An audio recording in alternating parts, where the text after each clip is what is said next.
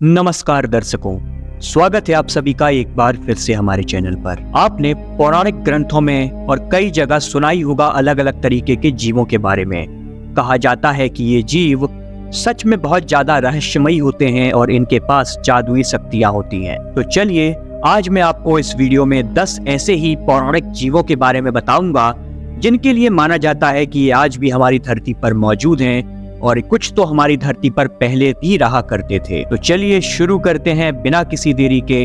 और अगर आप इस चैनल पर नए हैं तो प्लीज इस चैनल को सब्सक्राइब जरूर कर दीजिएगा और वीडियो को लाइक करना मत भूलना।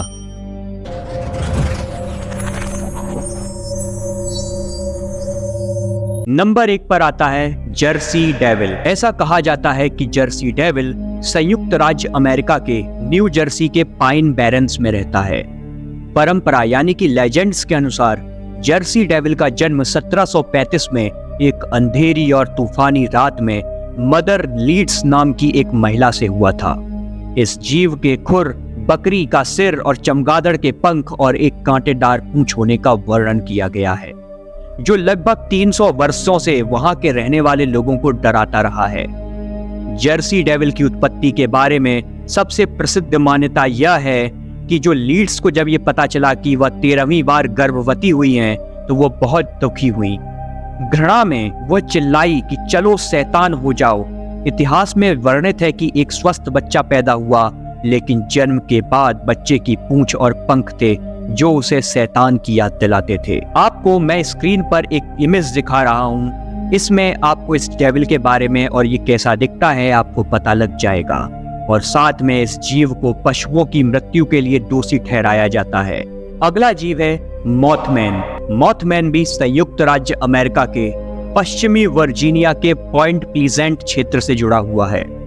मॉथमैन वेस्ट वर्जीनिया के कई प्रसिद्ध राक्षसों में से एक है, जिसे एक बड़े पंख वाले मानव जैसा बताया गया है, जिसकी आंख लाल चमकती हैं और पहली बार 1966 में इसे देखा गया था। यह प्राणी जल्द ही शहरी लेजेंड्स और मान्यताओं में शामिल हो गया। जो भी अशुभ घटनाओं और आपदा होती है, माना जाता है कि उसके पीछे मॉथमैन का ही हाथ होता है।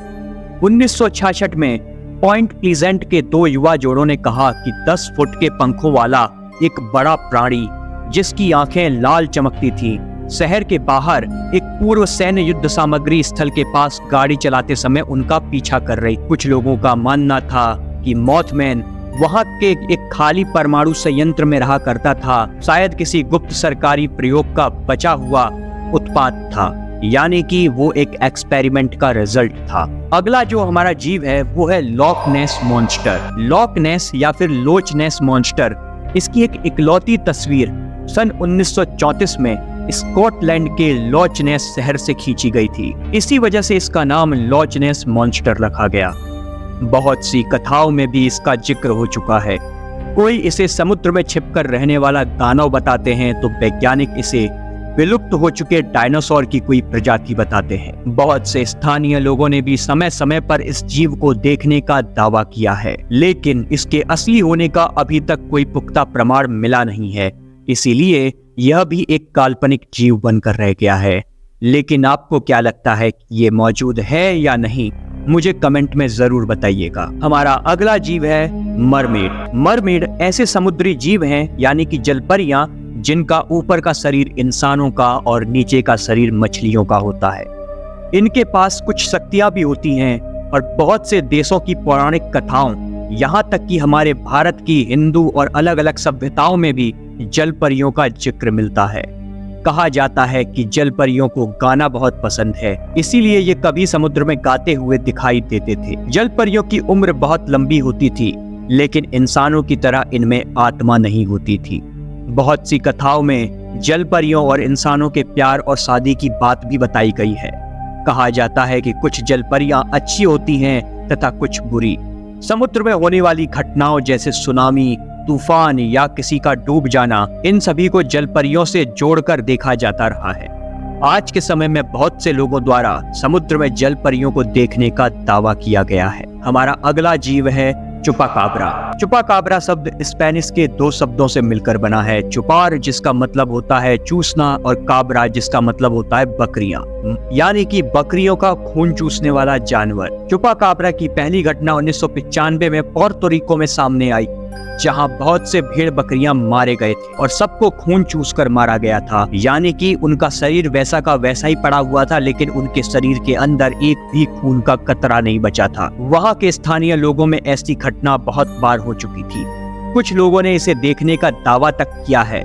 उनका कहना था कि ये कुत्ते की तरह दिखते हैं जिसके शरीर पर बाल नहीं होते, तो किसी ने कहा कि ये डरावने होते हैं और कंगारू की तरह दो पैरों पर खड़े हो सकते हैं। इन सब घटनाओं से इसने बहुत लोगों का ध्यान अपनी ओर आकर्षित किया और बहुत सी कथाओं में भी इसका जिक्र होने लगा। हमारा अगला जीव है वेयरवुल्फ, यानी कि भेड़िया मानव। ये ऐसे इंसान होते हैं जो भेड़ियों में बदल जाते हैं। बहुत से देश हैं जहां वेयरवुल्फ को असली माना जाता है और इनसे जुड़ी बहुत सी कहानियां भी मौजूद हैं।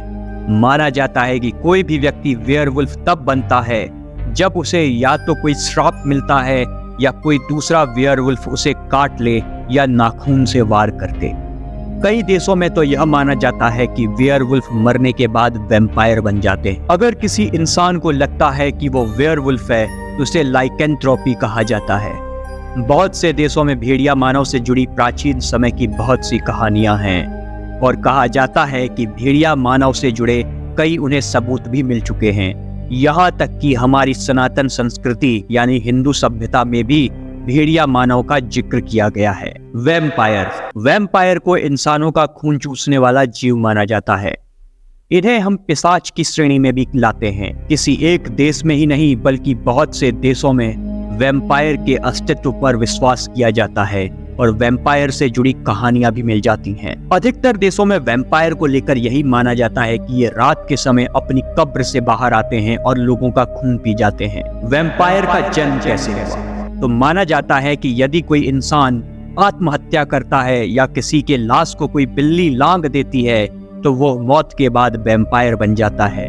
जबकि कुछ लोग कहते हैं कि यदि किसी इंसान को वैम्पायर काट ले या कोई बच्चा दांतों के साथ पैदा होता है तो वो मृत्यु के बाद वैम्पायर बन जाता है। हालांकि अलग अलग देशों में वैम्पायर के जन्म को लेकर अलग अलग धारणाएं हैं। भारत में कहा जाता है कि वैम्पायर का जो असली उत्पत्ति हुई है वो भारत से ही हुई है और उसका जो मेन वैम्पायर था वो बेताल था। वैम्पायर को मारने का तरीका, जिस तरह अलग अलग देशों में वैम्पायर के जन्म की धारणाएं अलग अलग हैं, उसी प्रकार इसे मारने का तरीका भी अलग अलग बताया गया है।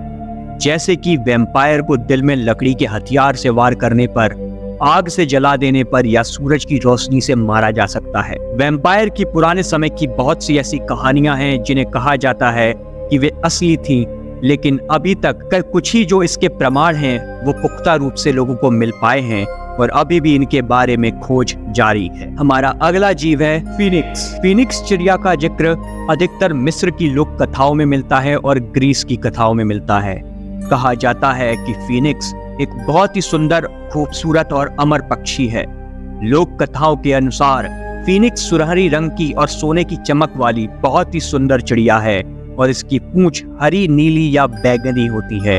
एक फीनिक्स की उम्र बहुत ही लंबी होती है जो कि 500 सालों से भी अधिक होती है। जब फीनिक्स का मरने का समय आता है तो वह कुछ खुशबूदार टहनियों का घोंसला बनाती है और इस घोंसले में खुद को आग लगा देती है। इसके बाद इसके राख से ही नए फीनिक्स का जन्म होता है, जिसकी उम्र भी पुराने फीनिक्स के जितनी ही होती है और मरते समय ये फिर वही करता है।